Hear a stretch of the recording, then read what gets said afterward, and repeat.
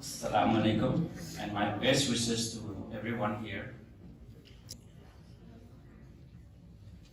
Allamal insana ma lam ya'lam, meaning taught man that which he knew not. Sir Syed Ahamad Khan was born on October 17, 1817 in Delhi, the Mughal Empire's capital, to an affluent, aristocratic and respectable Muslim family with close ties to the Mughal court.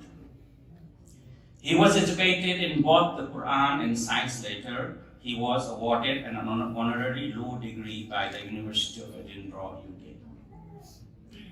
His parents were Mir Muhammad Muttaqi and Anisun Nisa.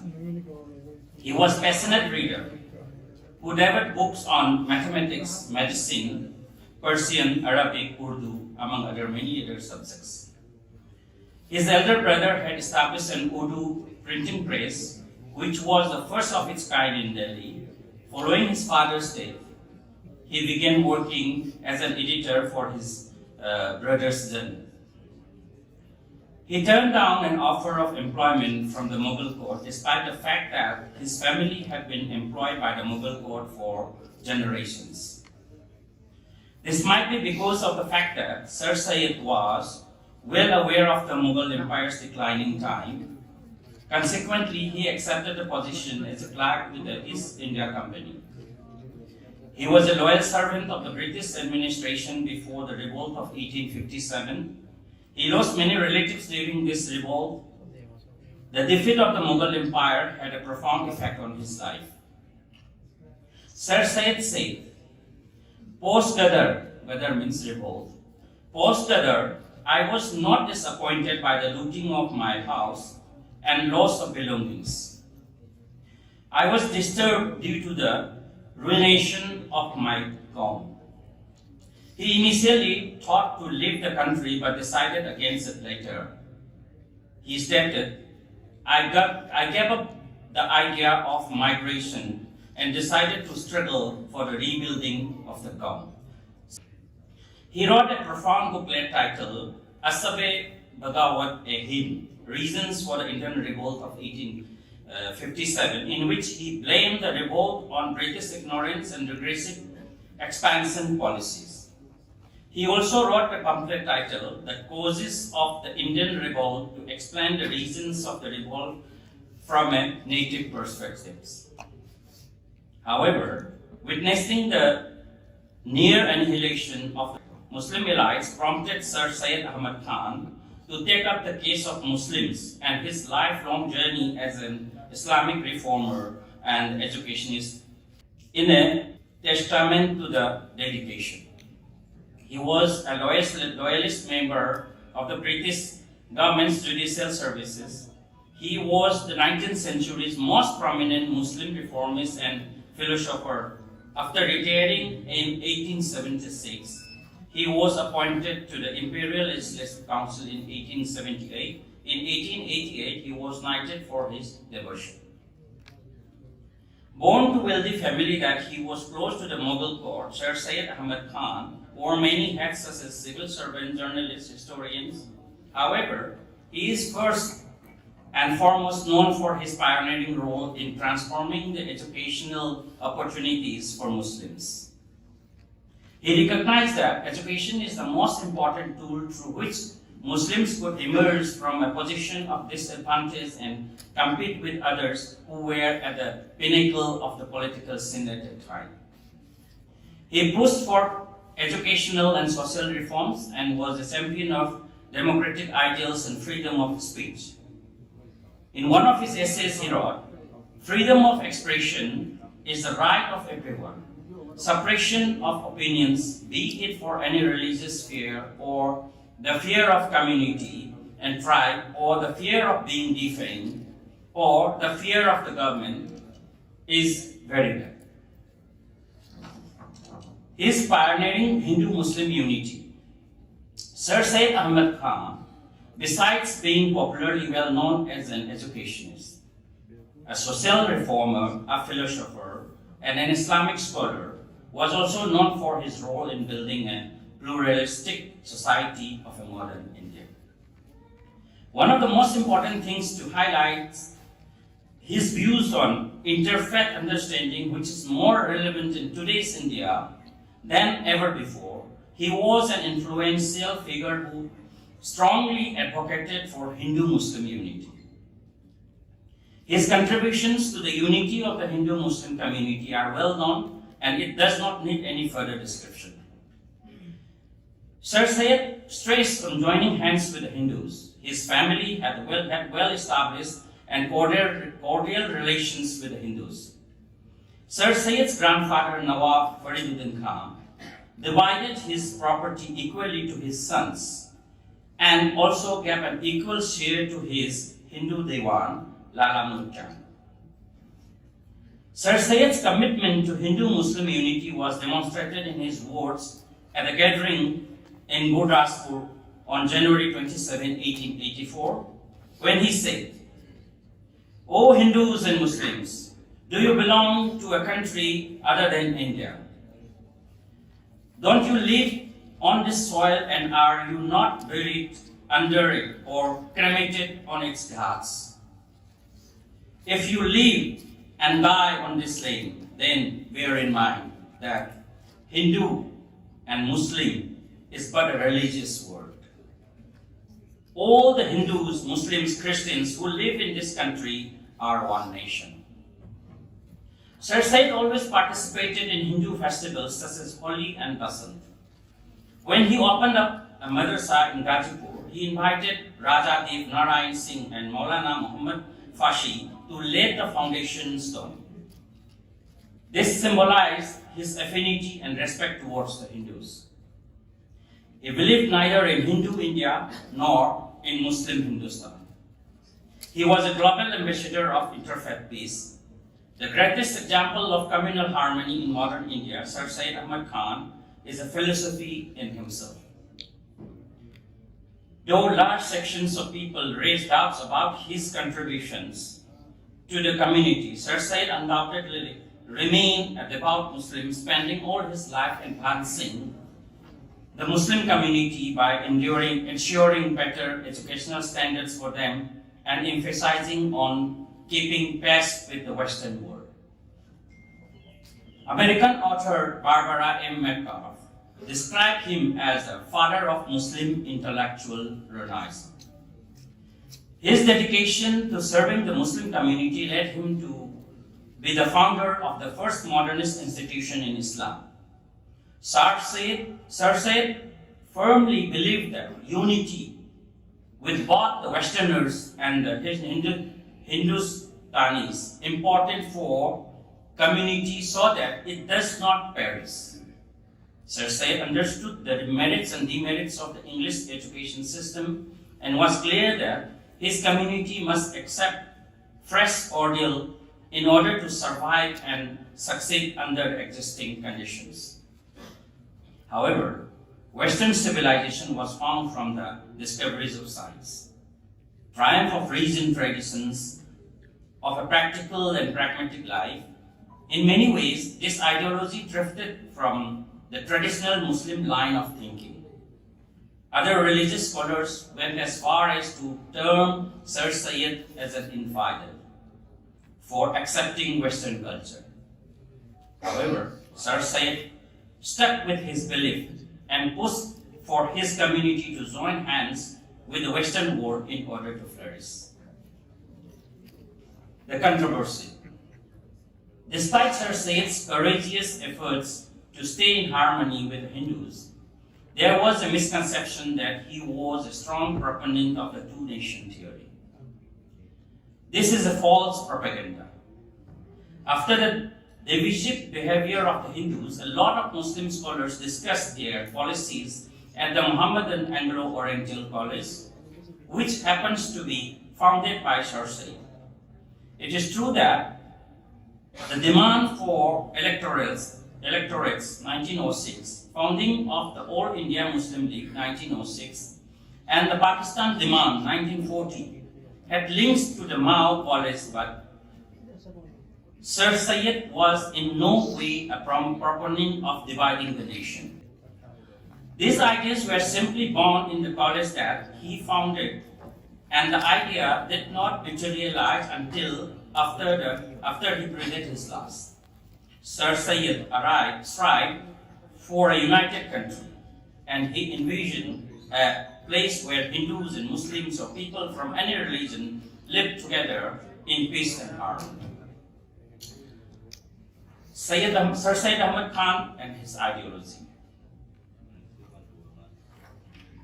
Sir Syed Ahamad Khan sought to reconcile Western scientific education with Quranic teachings, which were to be interpreted in the light of contemporary rationalism in science, despite his belief that the Quran was the ultimate authority.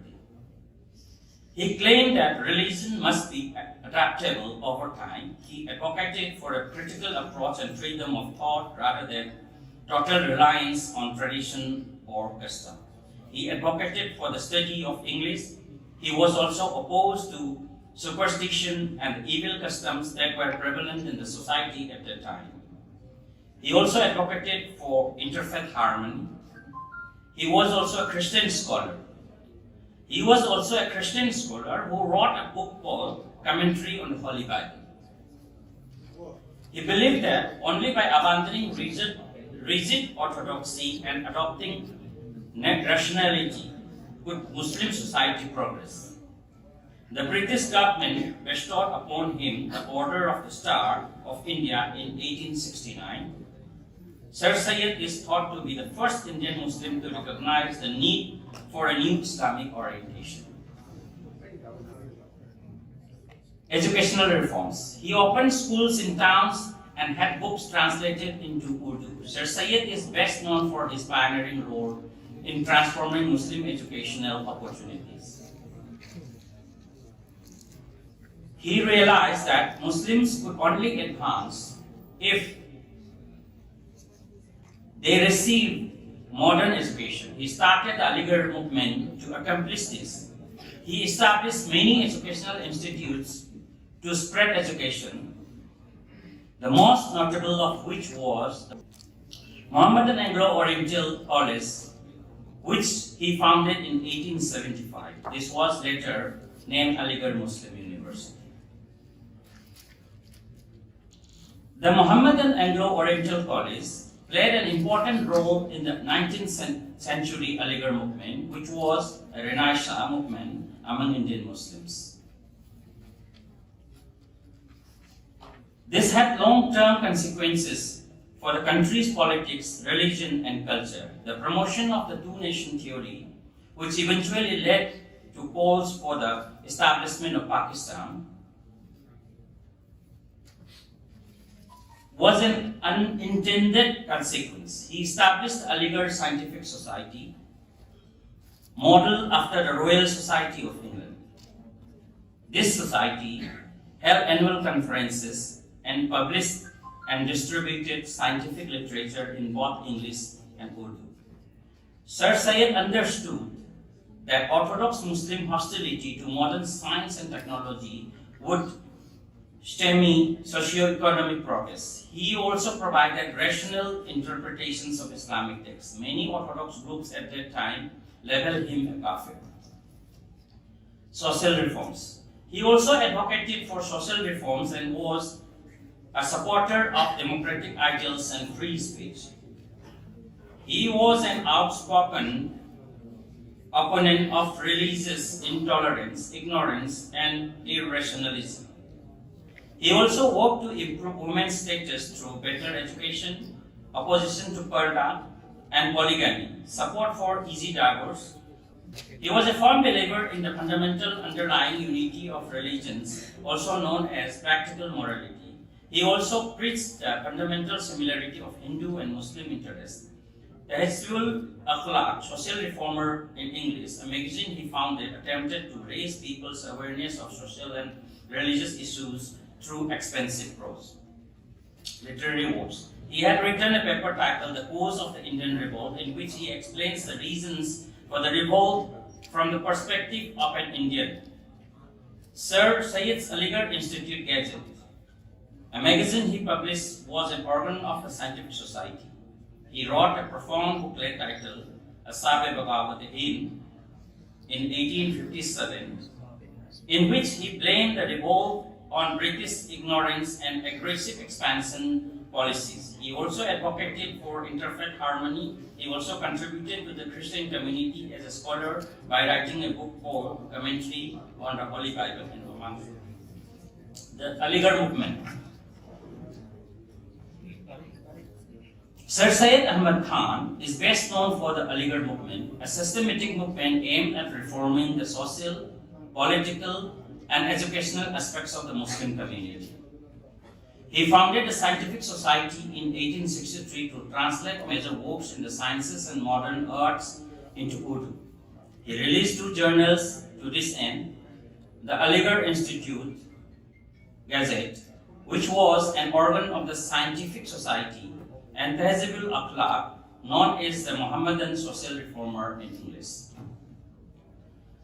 Sir Syed's most notable contribution to the field of education in establishing the Madrasatul Ulum in Aligarh in 1875, now known as the Aligarh Muslim University, a premier educational institution in the country. He attempted to model the college on universities such as Oxford and Cambridge.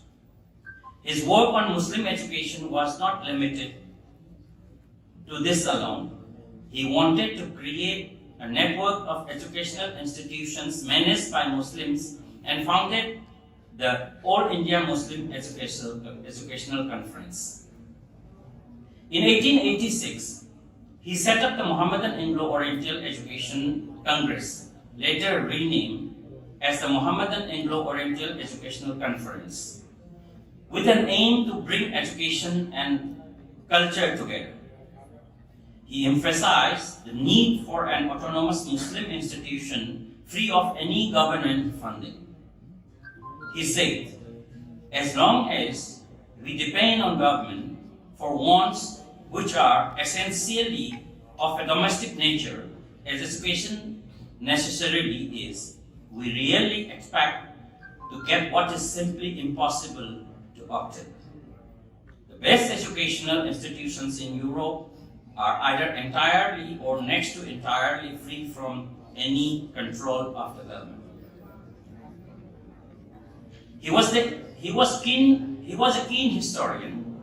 He was the first person to publish an archaeological study in an Indian language, and consequently, he was named as an honorary member of the Royal Ascetic Society. He also collected sculptures and rare artifacts, including those of Hindu deities. Sir Syed Ahamad Khan founded Mohammedan Anglo-Oriental College, which became the Aligarh Muslim University on 14 September 1920. His motto was, "A true Muslim is one who must have the Holy Quran in one hand and the Book of Science in the other." His supreme interest was the intellectual development of the people through modern education. He wrote several volumes of modernist commentary on the Holy Quran, several books on Islam, and hundreds of articles to motivate Muslims to get modern education. He based his education philosophy on science, theology, and morality as an integrated education system. He introduced rationalism in theology and initiated modernist reforms in India's Muslim society when Muslim morale was down and prevented it from decline and cultural decay. He faced severe criticism from religious orthodoxy when learning the English language was considered sinful. His advocacy of Western education of science and English posed an apprehensions and doubts in people's minds. Many Muslims were perplexed due to the clergy that believed that modern education was incompatible with and against the religion. In his famous speech at the foundation of Mao College, he said, "Oh my dear children, you have reached a particular stage, and remember one thing, that when I undertook the task, there was criticism all around against me. In his famous speech at the foundation of the Mao College, he said, "Oh my dear children, you have reached a particular stage, and remember one thing, that when I undertook the task, there was criticism all around against me and abuses upon me. Life had become so difficult for me that I aged before my age. I lost my hair, my eyesight, but not my vision. Life had become so difficult for me that I aged before my age. I lost my hair, my eyesight, but not my vision. My vision never dimmed. My determination never failed. I built this institution for you, and I am sure you will carry the light of this institution far and wide. Darkness will disappear from all around." It summarizes his lifetime struggle to build Aligarh Muslim University, a fine institution of the higher education in India. The real greatness of the man consists in the fact that he was the first Indian Muslim who felt the need of a fresh orientation of Islam and worked for it. This great visionary and reformer, Sir Syed Ahamad Khan, will always remain alive in our memory, inspiring the right Islamic thinking to make progress in this world and regain the intellectual leadership that was part of Muslim heritage. In conclusion, Sir Syed breathed his last on March 27, 1898, at the age of 80 in Aligarh. Sir Syed's biography, Hayat-e-Zawid, 1901, was published 3 years after his death. Safiq Edwai, an eminent scholar and critic, recently published a book on Sir Syed Ahamad Khan titled Sir Syed Ahamad Khan, Reason, Religion and Nation. He remained India's most powerful Muslim politician, with his views guiding the convictions of the vast majority of Muslims. AMU is not exclusively meant for any particular religion, but the doors of light are open for all. To shut the doors of darkness has been the message of the founder. The recent remark from the Prime Minister calling AMU as Mini India is technically what Sir Syed is all about. AMU functions every day on this principle. Sir Syed immersed his existence into establishing an educational institute because he wanted his country to prosper by leaps and bounds. His vision and mission are sacred. Here, I can bring up an African proverb. AMU is not just his brainchild. AMU is not just his brainchild. It is not only a place of learning and a temple of brilliance. It is a sensation shining like a bright shaft of sunshine over the Indian subcontinent. Sir Syed was a very influential figure in Indian history. His noble status and modern upbringing shaped the way he thought about the world. He was a free thinker and had progressive views about the rights of women and the education system. His worldview was way ahead of the times back then. Sir Syed was never afraid to stand up for what he believed was right. He expressed his views openly and demonstrated his support for issues he supported. He had large impact on the socio-economic development of the Muslim community. Despite popular belief, Sir Syed was a firm believer in the importance of Hindu-Muslim unity for India to prosper. He realized that together we can achieve more, and he strived for a united country until his last breath. I personally feel great sense of pride in knowing that our nation produced a personality like Sir Syed Ahamad Khan, a reformist who realized the importance of communal harmony way back in 19th century. He was an unparalleled crusader, the champion of the cause. He used religion to knit the tangled threads together. A Raj royalist or social reformer who transformed education for Muslims, regardless of how he perceived Sir Syed Ahamad Khan, left an indelible mark of India and remains a legacy by himself. May the Almighty make easy in his voyage to heaven. Amen.